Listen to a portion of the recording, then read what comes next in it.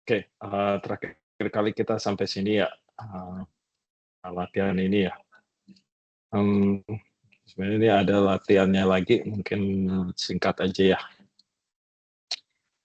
Jadi kalau yang terakhir kita ini pakai constant velocity ya, kemarin ya kalau masih ingat kita input single value harga velocity, eee, yang latihan terakhir sebelum kita UTS.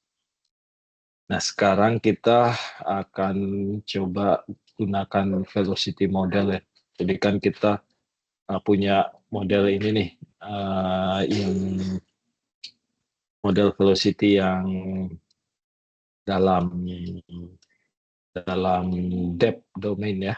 Ini kita ubah dulu, kita convert dulu ke dalam two-way time ya, karena seismik kita dalam two-way time ya. Jadi ini kita menggunakan velocity model yang ada, yang kita punya, kita ubah ke dalam two-way time ya, untuk kita run post-stack time migration ya, pakai kickoff. Nah, di sini karena model kita punyanya dalam depth, kita ubah dulu ke two-way time ya, pakai uh, pakai utility ini V into T ya. V into T ini kan kita kan pernah kita run juga waktu pas yang exercise yang exercise 4 berapa tuh 4C atau 4D ya, yang ubah dari depth ke two-way time ya. Jadi ini sama persis, untuk velocity modelnya kita ubah ke two-way time, kita kalikan 2 karena kita two-way time ya. Kemudian kita interpolate karena begitu kita ubah ke time, sampel depth-nya tadinya reguler menjadi tidak reguler gitu ya. Jadi kita interpolate.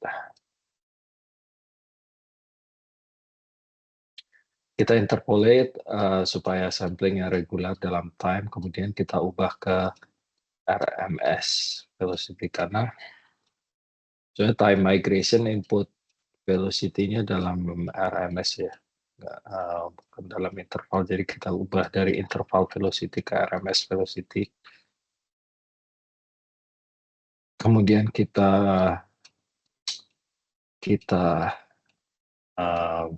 set parameter untuk migration-nya, kita pakai aperture di sini. Di sini kita set none sama kayak yang constant velocity.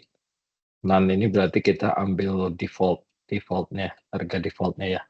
Karena udah di set dari toolbox-nya si Cruise ini, kalau kita masukkan none ini, not a number, ini berarti dia akan ambil default values ya, default value. Kemudian satu parameter yang kita ganti yaitu parameter aperture-nya. Aperture-nya kita pakai 10.000 feet di sini dalam feet ya. 10.000 feet itu kurang lebih 3 km ya aperture-nya. Dan ini hasilnya ini yang penampang seismik kita yang kita punya sebelum migration ya. Ini sebelum migration, dan ini velocity model untuk migration yang udah kita ubah ke dalam two-way time. Kita ubah ke dalam two-way time dan dalam RMS ya. RMS velocity. Kemudian velocity model ini kita pakai untuk run migration, post-stack time migration dari data kita. Hasilnya adalah seperti yang di kanan ini ya. Kalau kita lihat untuk di reflektor yang di atas atau sebelum di salt body ini sih secara overall udah oke ya. Lebih imaging-nya kalau kita lihat patahannya terlihat di sini, fault-nya, strukturnya secara overall sudah continue gitu ya dibanding yang di sini nih. Tapi kalau kita lihat yang di bawah dari top body ini, kita lihat masih kacau gitu ya bentukannya.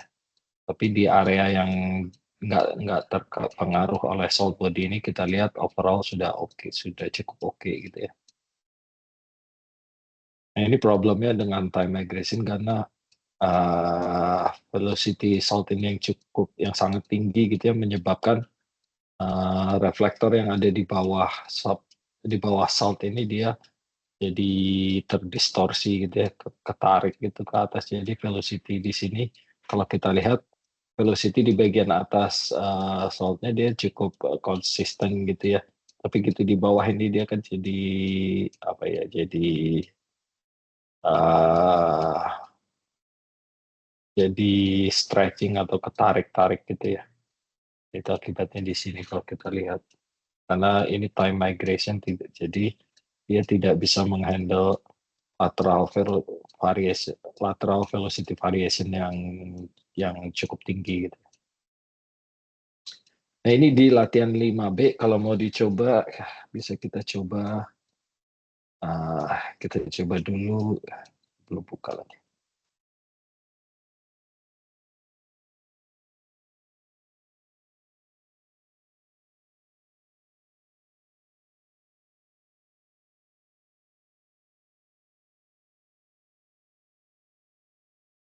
Kita coba buka yang 5B.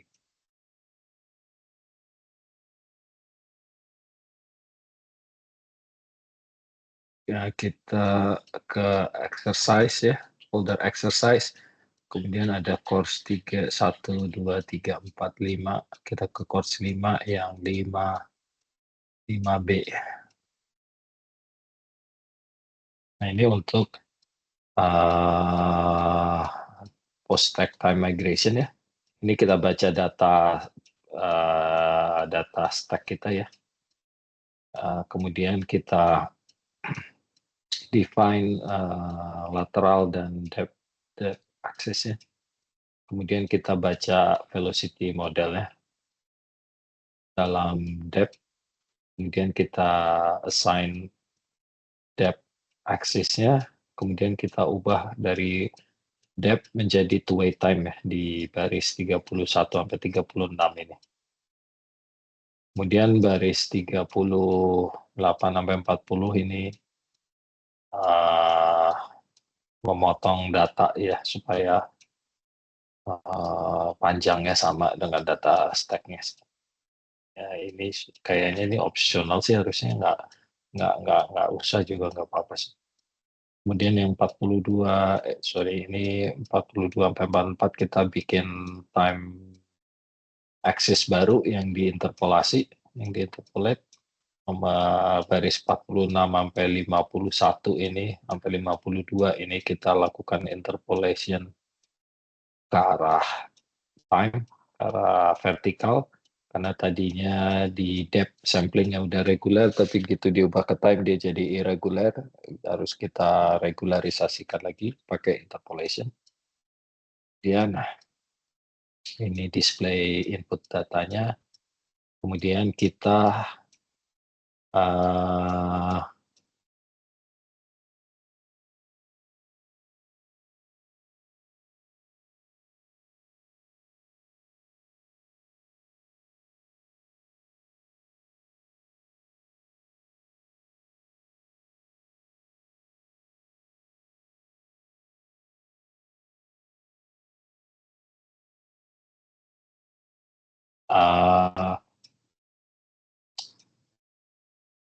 yang 6 sampai 68-nya kita display velocity model yang sudah dalam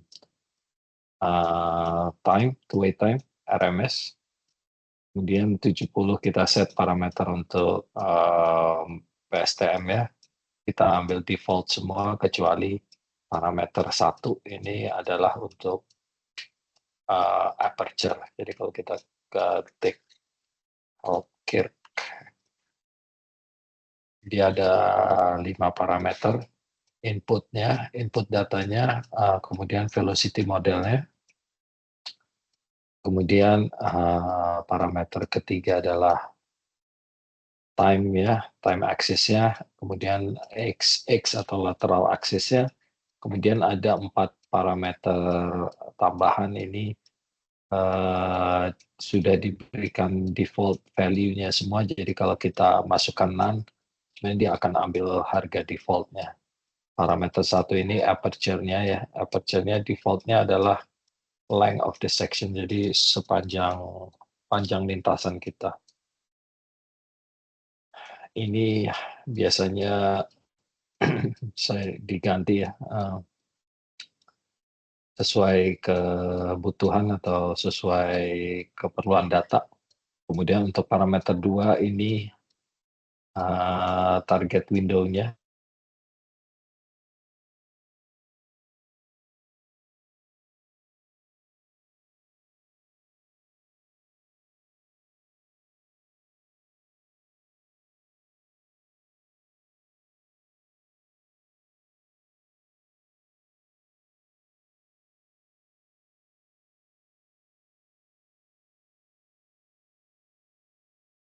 Tes, halo?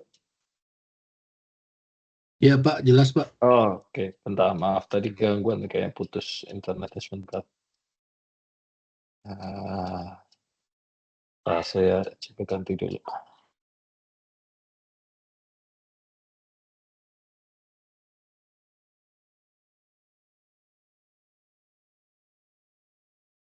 Halo? Bisa kedengaran? Iya sudah. Jelas Pak. Oke.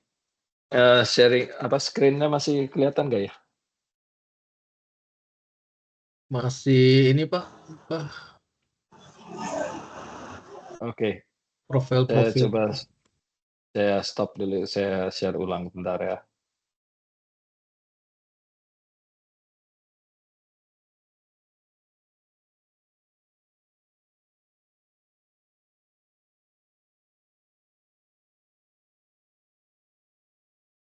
Oke, udah terlihat lagi? Bapak, udah jelas. Oke.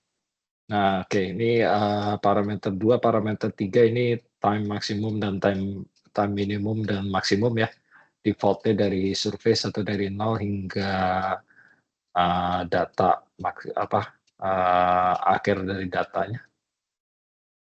Default aja untuk parameter 4 dan 5, X dan maksimum X minimum dan X maksimum dari data juga. Jadi kita pakai default aja, kita cuma set aperture saja yang kita set, yang kita ganti.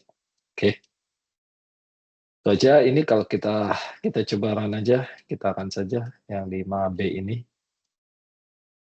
Yang lain satu.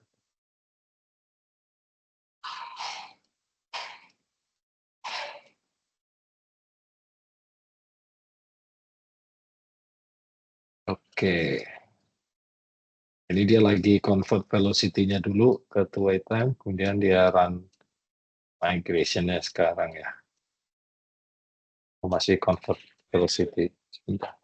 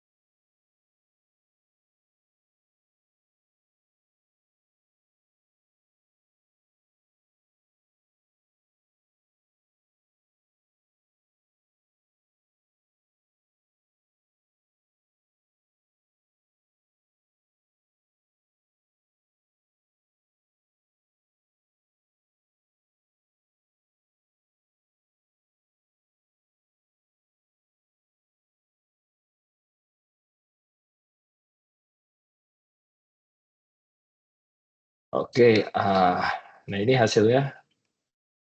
Jadi belum, masih inputnya. Sorry. Oke, sudah selesai. Ini dia. Ini inputnya. Ini velocity modelnya yang diubah dalam two-way time dan dalam RMS. Dan ini hasil migration-nya tadi. Ya. Jadi seperti kita lihat di bagian atas sudah oke, tapi di bagian bawah ini dia masih kacau ya.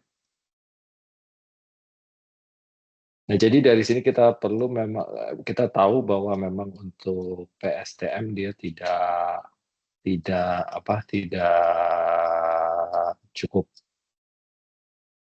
cukup untuk men-solve problem ini ya. Kalau kita punya kondisi biologi seperti ini, kita PSTM tidak bisa menghasilkan gambar yang baik atau imaging yang baik di bagian bawah sini. Kalau target kita di bagian bawah sini ya kita harus cari cara lain gitu ya. Cara lainnya apa? Berarti kita perlu run PSDM ya, atau pre-stack, atau kita nggak punya data pre-stack, jadi kita post-stack depth migration ya.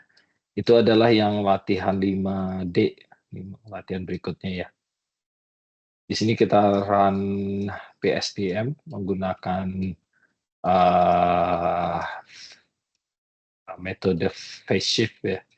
Phase shift ini jadi metode transformasi phase shift plus interpolation nih, PSPI. Cuma di sini kita perlu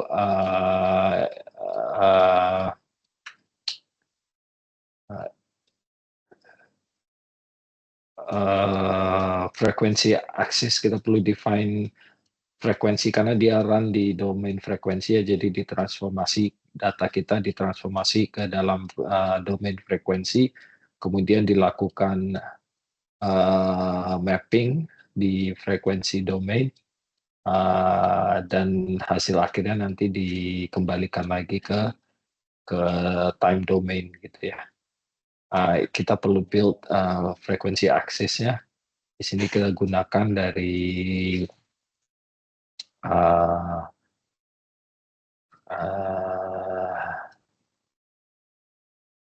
setengah detek, setengah sampel rate-nya dikalikan M ini jumlah sampel ya, jumlah sampel ke arah vertikal. Dan kita tentukan dan kita run transformasi V untuk mengubah time domain ke dalam frekuensi domain. Kemudian kita run PSDM ya, menggunakan PSPI. Latihan 5D. Cuma ini runningnya lama ya, lama. Jadi saya tidak rekomend running di sini sih. Kalian nanti bisa coba running sendiri di rumah ya. Karena ini kurang lebih mungkin sekitar 1,5 hingga 2 jam gitu kali runningnya. Ya, tergantung spek komputer masing-masing. Nanti ini kalian bisa coba sendiri running di rumah ya kalau mau coba-coba. Tapi ini emang agak lama runningnya ya. Sekitar 2 jaman kurang lebih. Oke, tapi sini saya lampirkan hasilnya ini. Jadi yang sebelah kiri ini velocity model kita yang original ya. Jadi untuk PSDM ini velocity modelnya tidak perlu kita convert ke dalam TWT atau ke dalam RMS. Jadi PSDM memang input velocity modelnya adalah dalam interval ya, interval velocity. Jadi kalau kita lihat model kita ini kita gunakan langsung untuk PSDM migration, dan di sebelah kanan ini adalah hasil outputnya dari PSPI depth migration. Kalau kita lihat sumbu vertikalnya dia sudah otomatis dalam depth gitu ya. Jadi bukan two-way time lagi, walaupun inputnya sama seperti ini dalam two-way time ya. Input datanya sama persis, tapi output dari depth migration itu selalu dalam depth. Jadi di sini sudah langsung dalam depth. Dan kalau kita lihat reflektor yang di atas salt body ini seperti PSTM sudah dapat di resolve dengan baik gitu ya. Dan kalau kita lihat di bagian bawah dari salt body-nya ini juga berhasil didefinisikan dengan cukup baik gitu dengan PSDM. Karena memang PSDM dapat handle perubahan lateral velocity yang cukup kontras, yang cukup tinggi.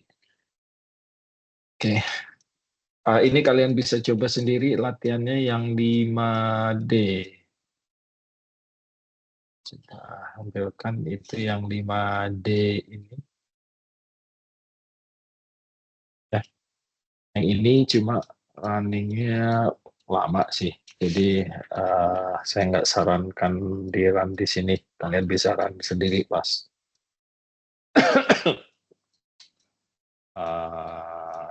pas ada waktu luang gitu ya. Biasanya laptop nggak dimatikan. Oke, itu materinya untuk yang ini ya. Oke. Ada pertanyaan? Iya Pak, izin bertanya Ya. Pak. Gimana? Pak, kalau saya tangkap berarti untuk yang 5B, bedanya 5B dan 5D itu, yang 5B itu menggambarkan kondisi di kedalaman 0 sampai 3.000-an ya Pak ya.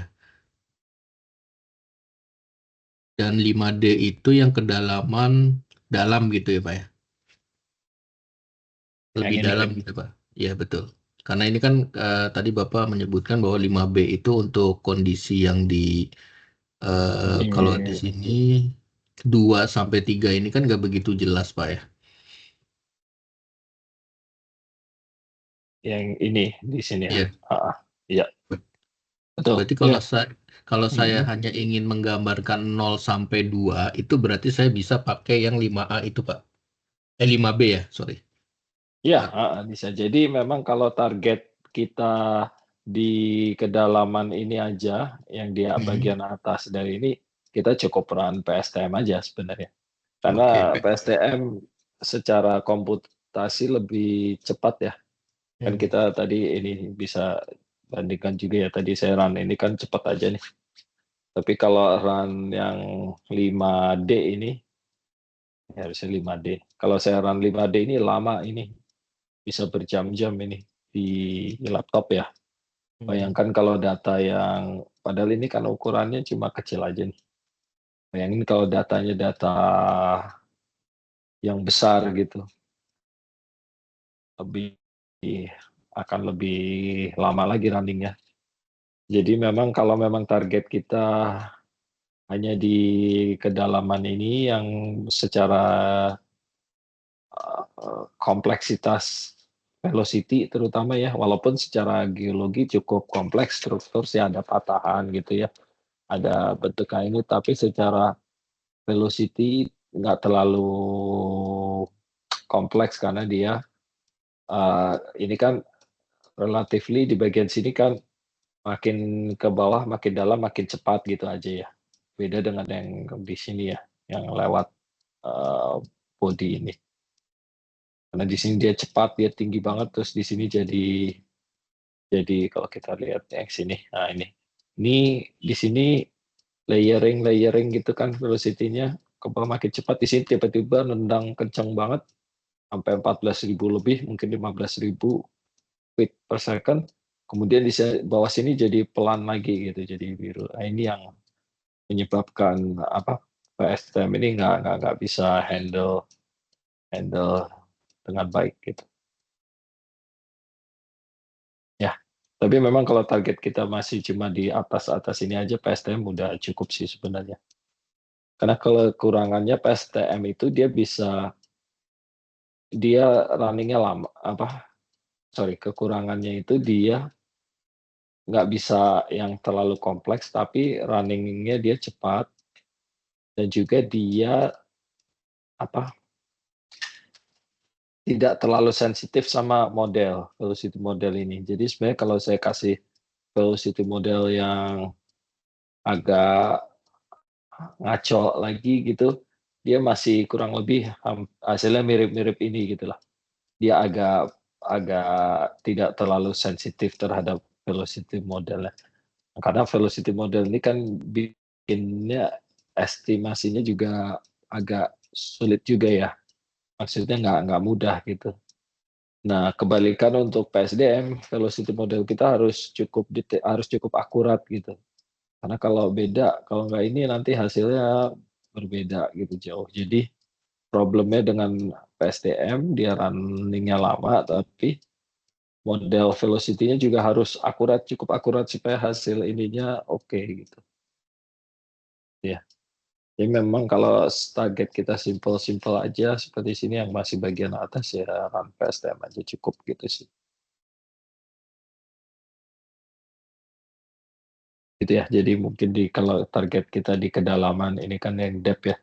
Di kedalaman sekitar 0 sampai 4.000 atau 5.000 feet gitu ya masih oke lah pakai yang PSTM aja. Gitu. Oke. Oke Pak, clear Pak. Oke, kita lanjut ya.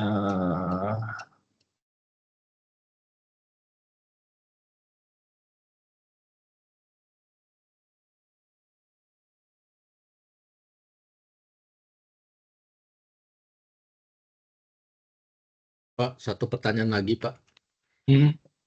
Kenapa yang di kedalaman dalam itu velocity-nya lebih cepat Pak ya? Apa karena mediumnya atau gimana? Iya. Jadi secara ini tren gitu kan ya. Ini kan kita berhadapan dengan batuan sedimen gitulah ya. Sedimen itu kan dia diendapkan gitulah ya. Nah, secara normalnya itu kan semakin ke dalam, batuan itu dia mengalami pembebanan yang semakin besar ya akibat lapisan-lapisan di atasnya gitu ya. Dengan adanya pembebanan itu sebenarnya semakin secara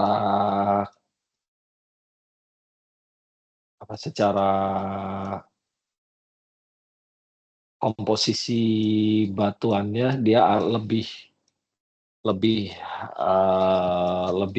porositasnya semakin kecil, kemudian secara matriksnya itu makin menyempit gitu karena dia makin terbebani oleh layering batu-batuan di atasnya gitu. Berbeda dengan yang di atas mungkin dia tidak terlalu mengalami pembebanan yang sebesar yang di bawah, maka dia masih relatively lebih kayak inilah kalau kita main ke luar ke bagian tanah yang dekat permukaan kan biasanya loose gitulah ya, kayak pasir di pantai gitu kan,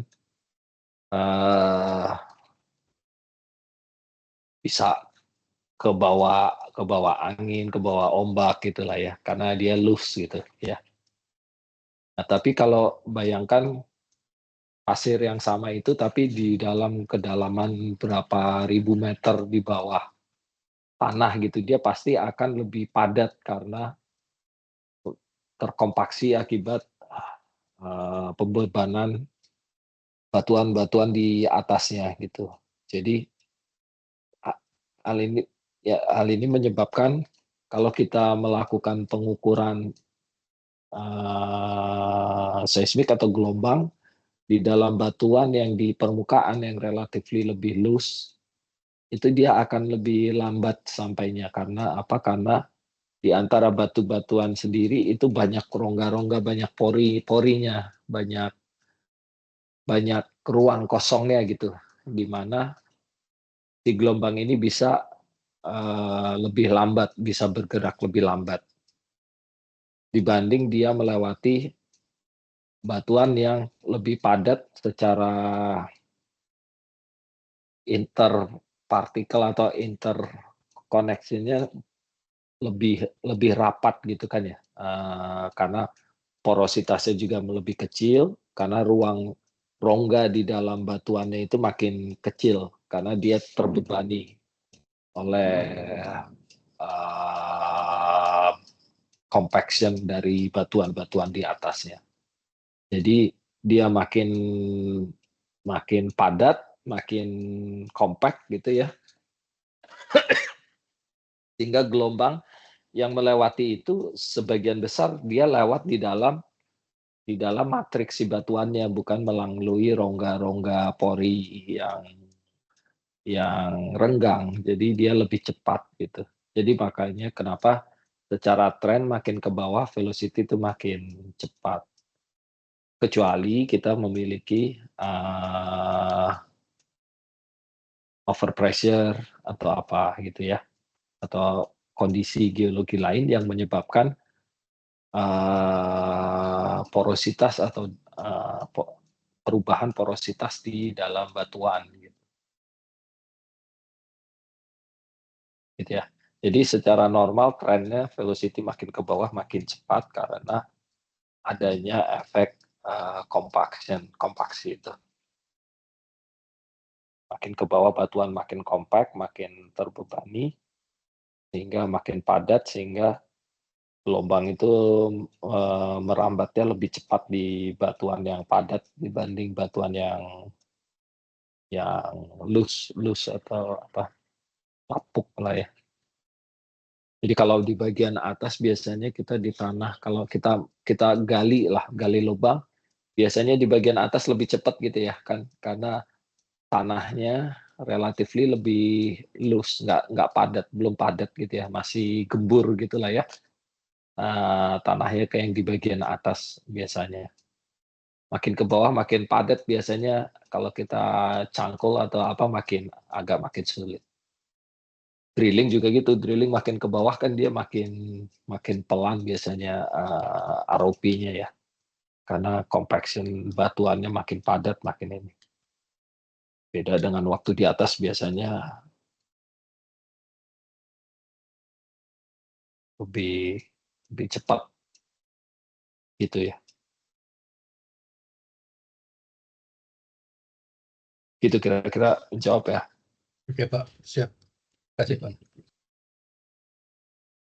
Oke, kita lanjutkan ke materi berikutnya ini, atribut ya.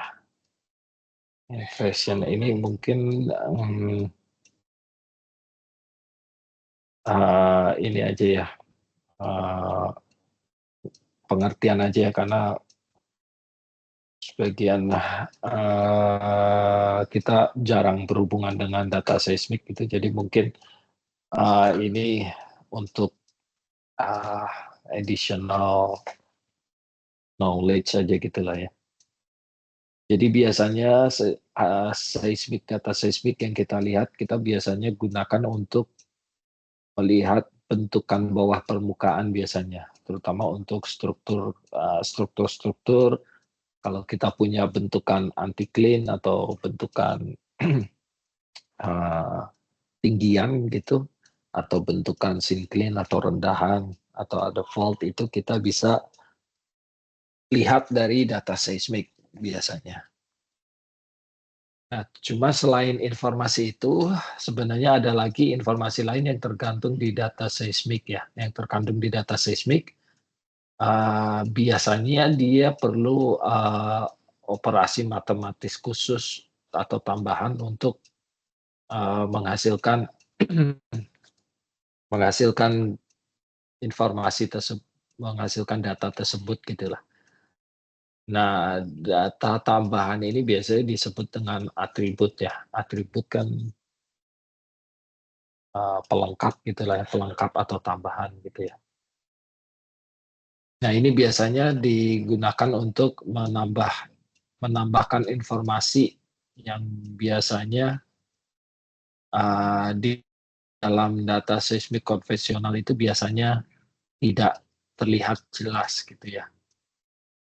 Nah, ini biasanya yang diukur adalah properti dari time, amplitude dari gelombangnya, gelombang seismiknya, komponen frekuensinya atau attenuation atau fase dan lain-lain gitu. Bisa juga kombinasi antara beberapa atribut gitu ya. Nah, biasanya ini diukur dalam suatu window tertentu ya, atau bisa trace by trace gitu. Bisa trace operation ataupun window operation. Window berarti kita define atas bawah atau kiri kanan gitu lah ya.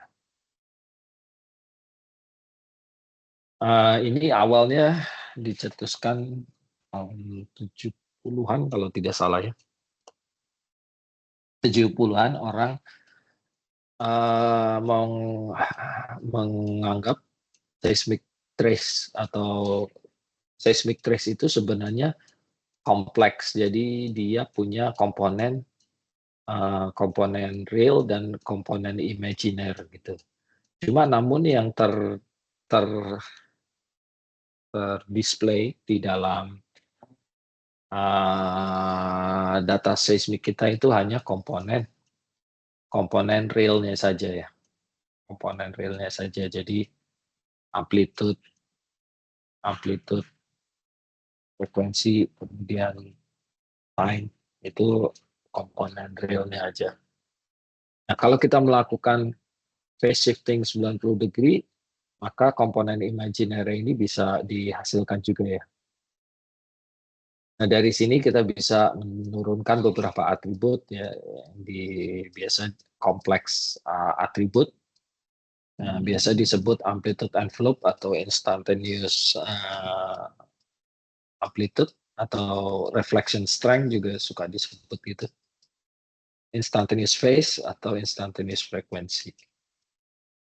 Nah, ini contohnya jadi kalau kita punya gelombang seismik yang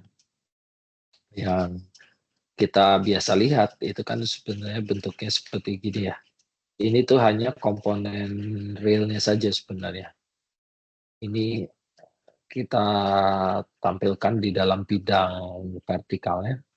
Jadi sebenarnya gelombang seismiknya itu sendiri dia menjalarai itu tidak 2 dimensi seperti ini, tapi secara 3 dimensi gitu. Jadi dia menjalarai seperti bergulung-gulung gini ya, kayak ombak atau kayak apa gitu. Jadi dia nggak hanya di dalam satu bidang aja, tapi sebenarnya dia secara 3 dimensi merambat ya. Seperti ini. Nah, yang kita rekam itu biasanya atau kita ambil biasanya hanya komponen real komponennya aja, yaitu di sini. Yang makanya kita berupa gelombang seperti ini, 2D wave gitulah ya.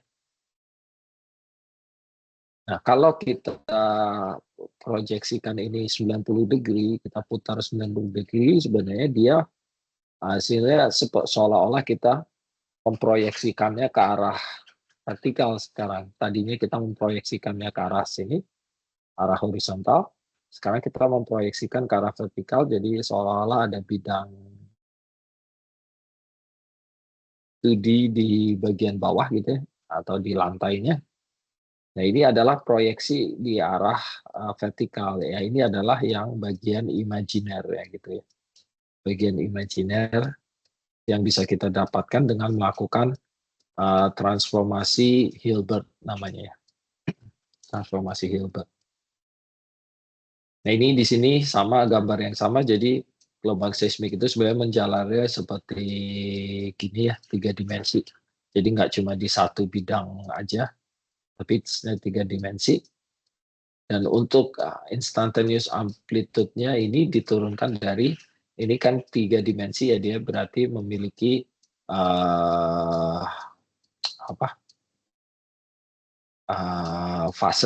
fase ini, yang ini, dan dia memiliki amplitude.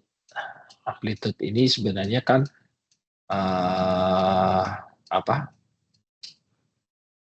kombinasi atau komponen dari panjang sumbu X dan sumbu Y gitu ya. Jadi makanya di sini kalau kita ingin mencari amplitude envelope-nya atau instantaneous amplitude-nya, maka akar bisa dihitung dari akar dari panjang magnitude ke arah X, X ini ke arah atas ya. Magnitude ke arah X kuadrat ditambah magnitude ke arah Y kuadrat, itu yang A ini ya, magnitude amplitude, instantaneous amplitude. Untuk fasenya kita bisa hitung, yang ini berarti ini bisa dihitung dari arcus tangen dari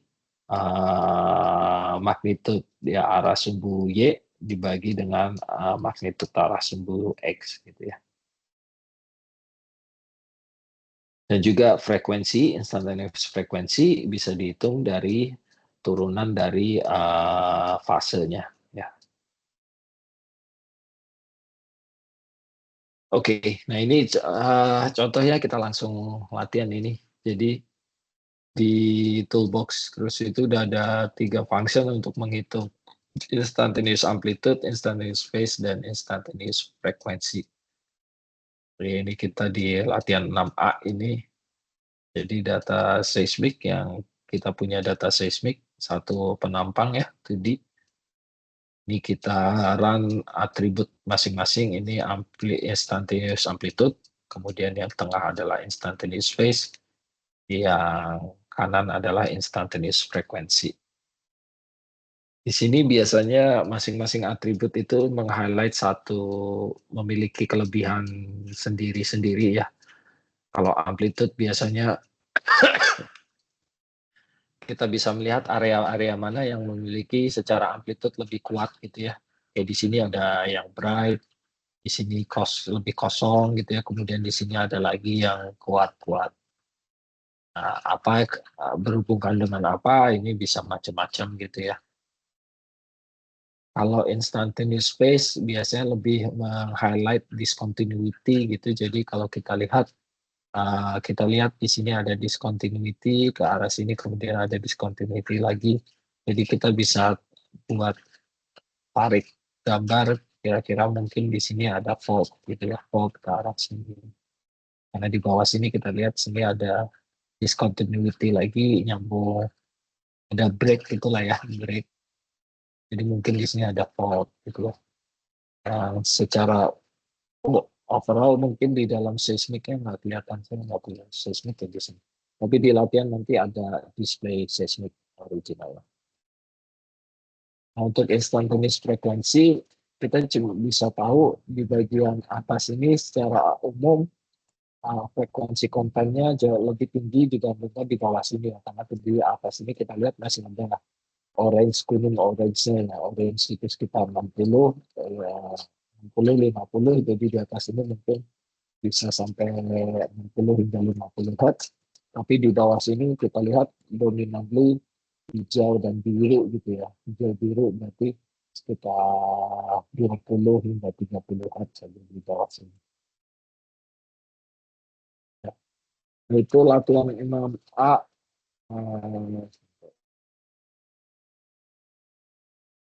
Ini latihan kita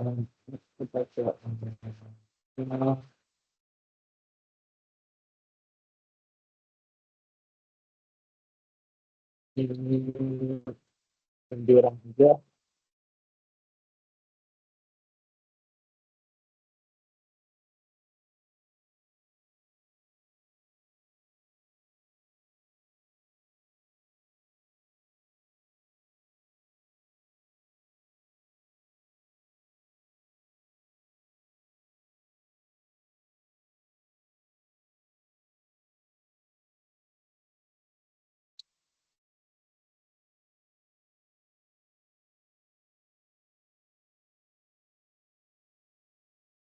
Ini, oke. Ah, oke, kita lihat sama nggak ya? Jadi ini kita perlu function Hilbert ini dia ada di signal package dari Avast ini, tapi kita belum di-load. Ini katanya udah di-install tapi belum di-load. Jadi kita perlu load pakai ini dulu. SHG load system. Di sini nanti ditambahin dulu aja ya. Tambahin aja kita SHG load system. Gitu ya. Di sini ditambahin aja.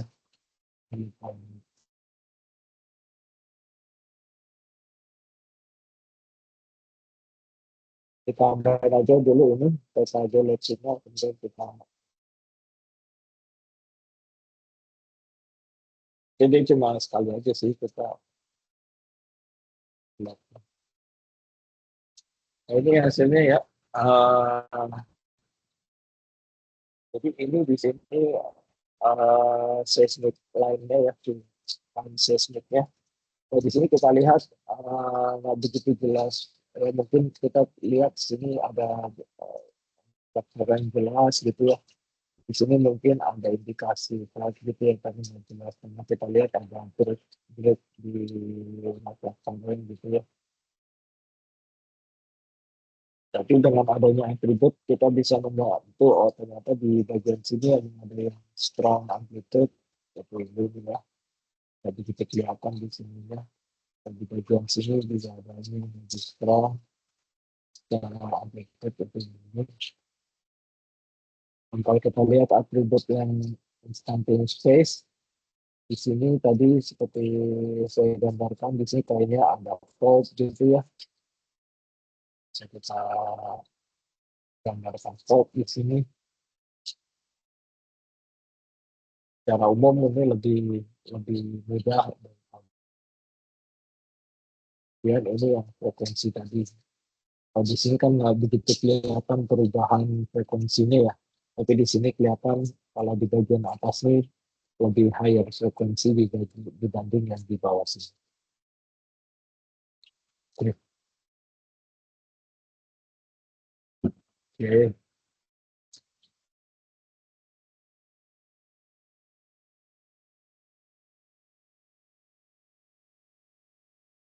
Pak Bevriko.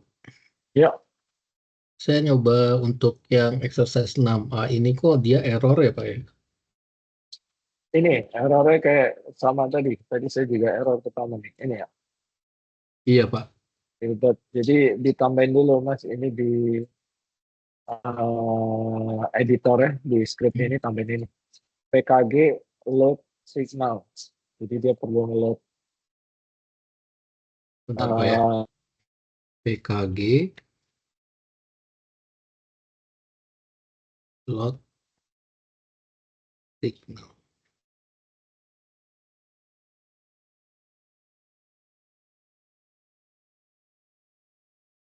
Oh iya Pak, siap.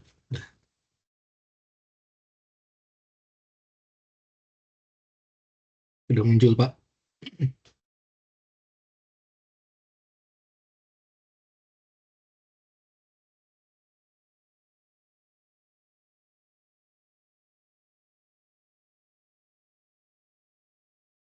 Halo Pak.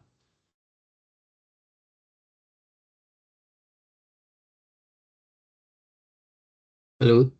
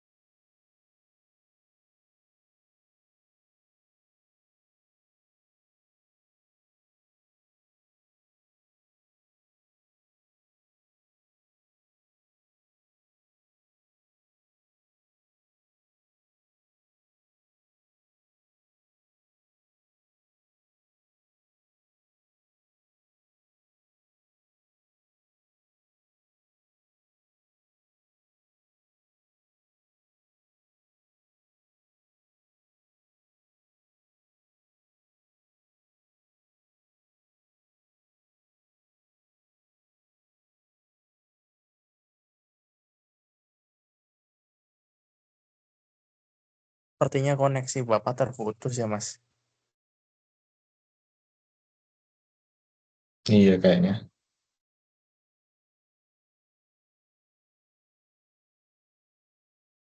Ada info nggak di grup ya? Belum ada sampai sekarang.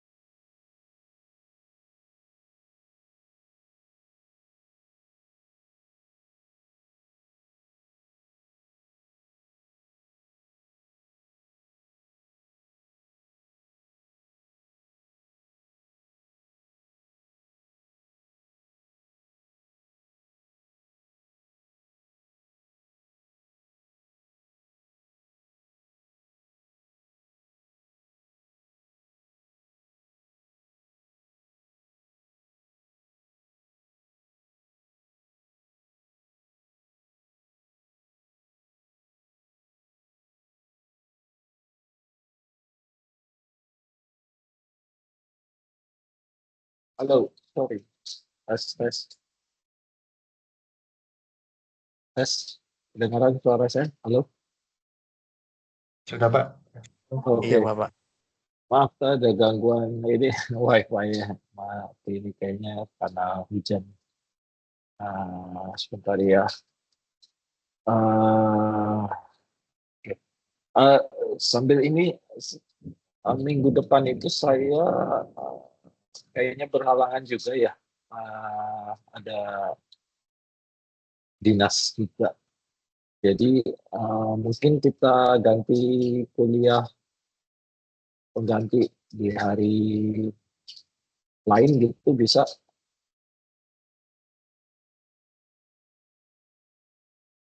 Halo? Iya, Pak. Ya. Jadi yang Jamnya jam untuk berapa ya? kenapa? Jamnya jam berapa ya, Pak? Apanya, Maaf?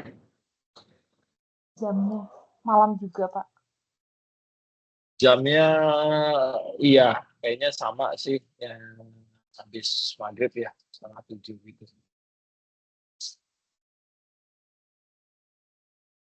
Hari apa ya, Pak?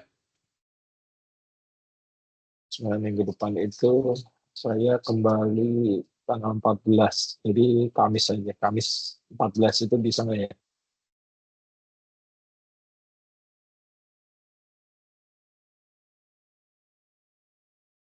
Uh, saya bisa, Pak, sama Bayu nih. Bayu bisa ya? Saya bisa, Pak. Oke. Bisa, Bapak. Oke, nanti saya kabari di WA ya. Bapak boleh nanya nggak? Kalau Iya. ganti jadi tetap hari Kamis boleh nggak, Pak? Kenapa? Kalau ya ini tetap hari Kamis saja boleh tidak, Pak? Karena sebenarnya kami, Oh gitu. saya, Bayu, sama Ubay itu hari Senin itu selesai jam 5 di kampus. Oh oke. Jadi kita geser ke Kamis seterusnya gitu.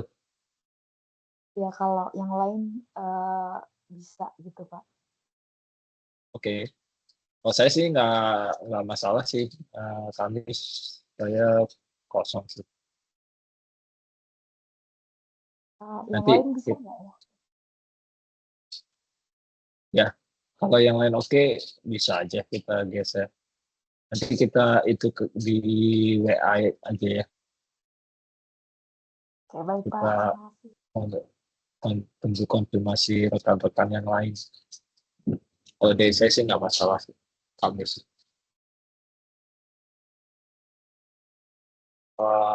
Oke. Sebentar deh. Ini mohon maaf mungkin sedikit sebentar. Bagian seismic inversionnya mungkin kita lanjutkan di pertemuan berikutnya ya. Jadi ini saya coba selesaikan bagian yang atributnya dulu. Belum saya share lagi.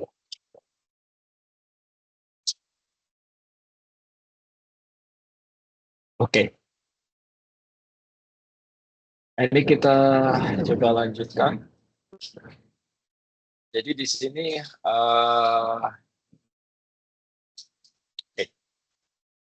ini case tadi dari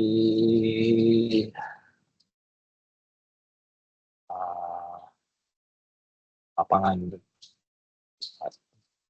dari kerjaan sebenarnya. Jadi kalau kita lihat di sini kita punya interpretasi horizon gitu ya, surface. Ini nih di sebelah peta yang kiri bawah ya. Jadi secara struktural ya, northwest gitu ya strukturnya, jadi tidak ada tutupan gitu. Cuma di bagian sini kalau kita lihat memang ada fault yang potensi menjadi trapping untuk karbon gitu ya.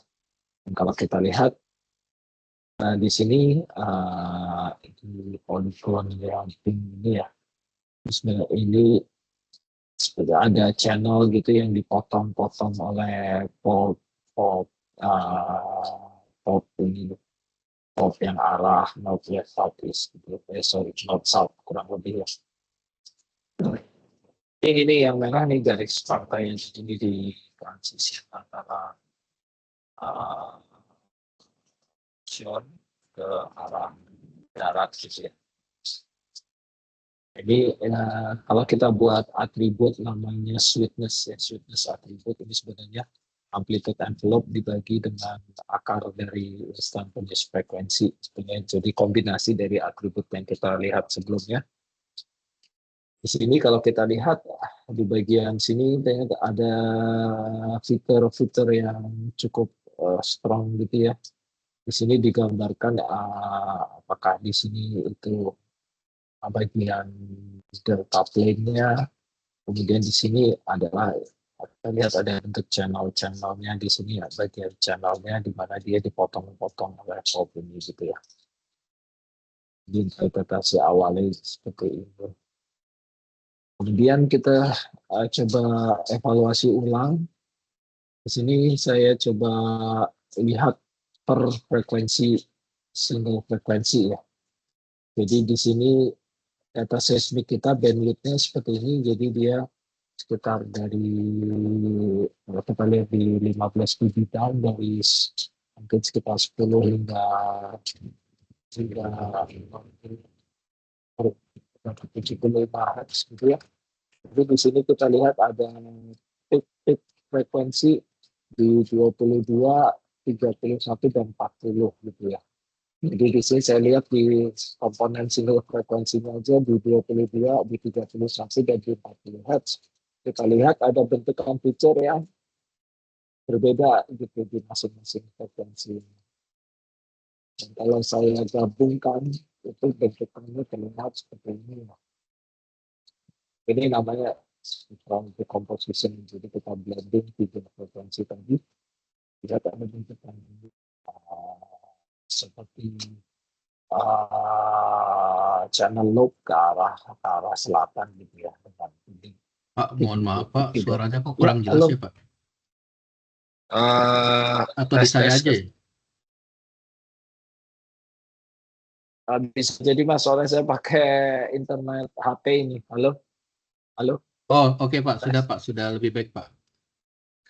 Ya, nah, jadi kita blending dari tiga frekuensi tadi baru terlihat ini bentukan channel loop gitu ya ke arah selatan ini, dengan feeding channelnya dari arah utara gitu ya. Dan itu kalau kita gambarkan mungkin seperti inilah ya, kartun gitu ya. Nah, jadi intinya dengan menggunakan atribut yang berbeda, sebenarnya kita bisa mendefine bentukan geometri geologi yang lebih detail dan juga gambaran menghasilkan interpretasi yang berbeda dengan sebelumnya. Oke, nah itu aja sih. Ini kita masuk ke bagian seismic inversion, cuma di sini sedikit agak panjang ya. Mungkin kita akan bahas di pertemuan berikutnya.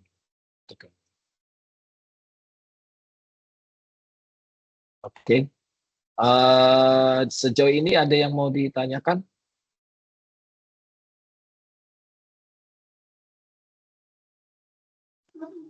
Dari saya tidak ada, Pak.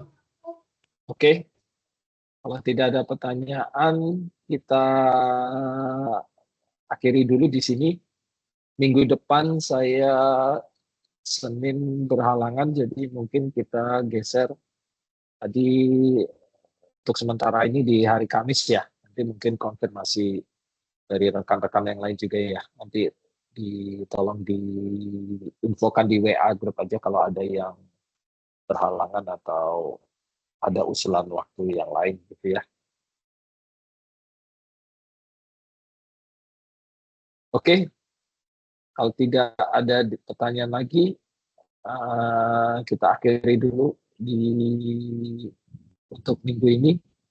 Terima kasih saya sudah terima hasil jawaban UTS ya. Nanti saya infokan hasilnya lah ya. Biasanya sih pas sebelum barengan dengan hasil UAS saya kirimkan lain.